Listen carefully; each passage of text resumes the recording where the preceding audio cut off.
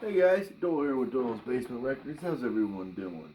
Before we get started, album of the day, Greta Van Fleet, The Battle of Gardens.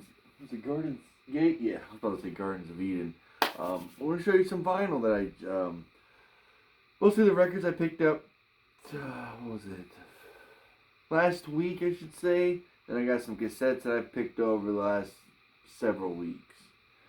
Not too much on the vinyl. I've been kind of saving up my trade credits at the shop. But man, I saw this come in. Had to. You know, I'm a Maggot fan, man.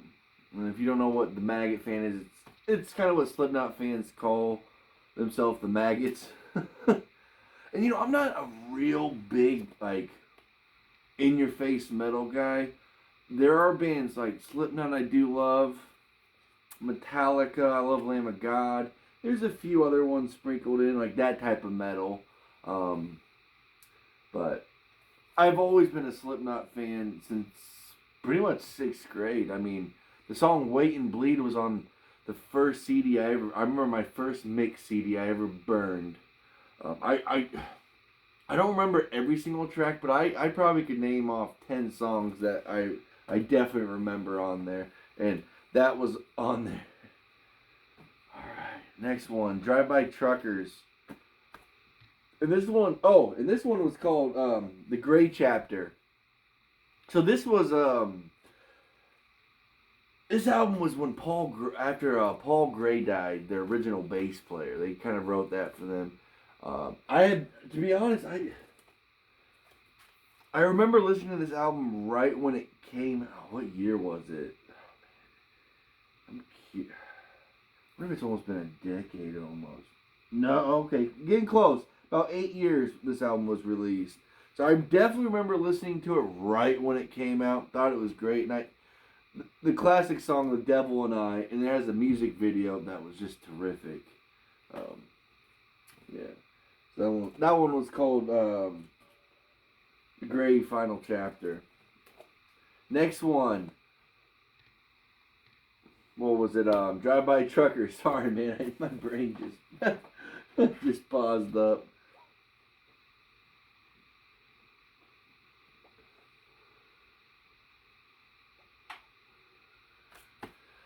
Man, I have not listened to this this album yet. I'll tell you what, man. Drive-By Truckers. Excuse me. Went down the wrong way. Drive-By Truckers, man. I have not listened to everything they put out, but I own this is probably my at least 9th or 10th album by them. I have not found a bad album they have put out yet. And it feels like, man, they put out I think they got probably close to over 15, if not more. It feels like they don't ever put out, like I said, they don't put out a bad album. And lately, man, since I've been working at the record store, I feel like they've released at least 3 new albums, which is fantastic. All right, man. The greatest / worst heroin band of all time. Brian Jonestown Massacre. This one's called Fire Doesn't Grow on Trees. Horrible cover. I'm not a cat guy. I'm a dog guy. But, so maybe that's why I don't like the cover. Man, it's hard to describe that band. This was a 90s band that was meant to be in the fucking 60s and 70s, man, with all the dope they would do. And, man, the main guy who plays guitar and sings, does all the lyrics, hard to work with, I've heard. People are always in and out of the band. But now we're going to start showing you some cassettes, man. I'm very excited to show you these cassettes, man. The first section is some really good ones, and I'm stunned that came in. Let's start it off. Pink Floyd The Wall came in. That was a $12 cassette. This is the most expensive one in the pile. $20 cassette. Pink Floyd Animals. I need to get these stickers off of one. Found Bob Marley Catch a Fire. Man, just some great cassettes came out. Look at that. Van Halen. Come on now. Pantera. You already know. Cowboys of Hell. Another Van Halen. And you know what? I'm a Hagar guy. I said it. I stand by what I said. Take that, David Lee Roth. And you know, I'm not hating on David Lee, or I mean, David Lee Roth's material. I'm not hating on his music. I enjoy his stuff.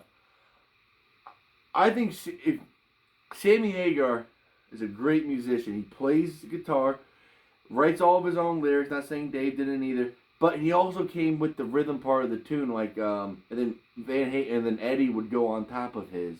And he's a cool guy. Everyone loves him. There's not many bad things people say about Sammy Hagar. And then with David Lee Roth, arrogant. Remember, he spit in Eddie Van Halen's face. That's one. Like, punch me in the face, man up, deck me. Don't spit in my face. That has always rubbed me the wrong way. Always was showing up late. And then, I watched his interviews. He's been on Joe Rogan a few times. He just seems like a person to be just exhausting hanging out with. Great stories, I'm sure, but man. And then, I never liked the whole karate scene when he would do it. When they would be on concert, it's like, man, I came to watch you guys play some music. I'm not really into karate so much. So I mean, like I said, I own. Okay, I think I own everything Van Halen did with David Lee Roth, and I own 3 albums I think with Hagar. Oh, here are my kids. What was I gonna say? The guitar work for sure with Hagar, or I mean not Hagar, with David Lee Roth is Eddie's best work. But I love that 51 album. Alright, Warren Zevon, Excitable Boy. You guys know I'm a big Warren Zevon fan. Found Motley Crue, The Dirt. I am not the biggest Motley Crue fan. I'm going to tell you this. I have never put on a Motley Crue album and listened to it to start to finish a day of my life. True story. I have only listened to like their stuff that's pretty much radio play. And then I became more of a fan when I saw the movie The Dirt. I've always liked kind of all the guys as individuals. It just, I don't know. My favorite song by them was On With The Show, which is not a real popular song by them. Dire Straits. Was it this one? Comical? REM, At a Time. And I think I might already have this album.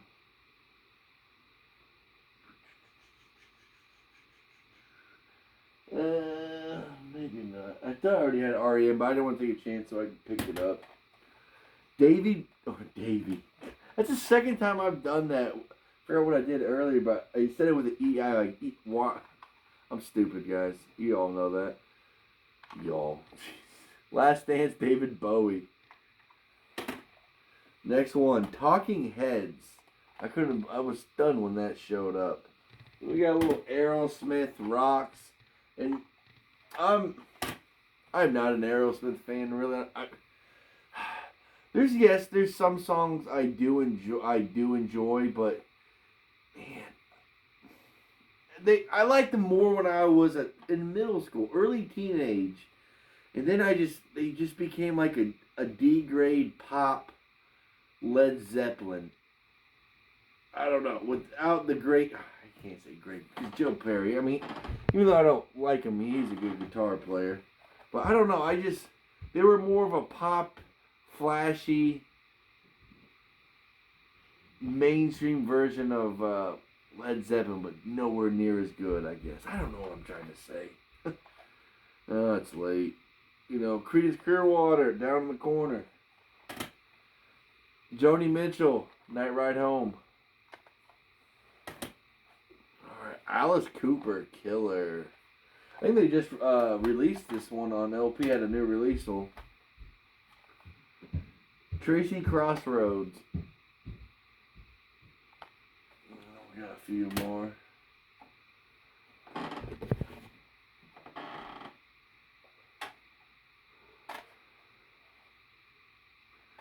Bad Company, 10 from 6. And the last one, Sam Cooke, The Man and His Music, set 2. Alright guys, that's going to be it for this one. Remember, hit that like button, hit the subscribe button, let me know how we're doing. Leave me a comment, and we'll go from there, guys. Have a good one.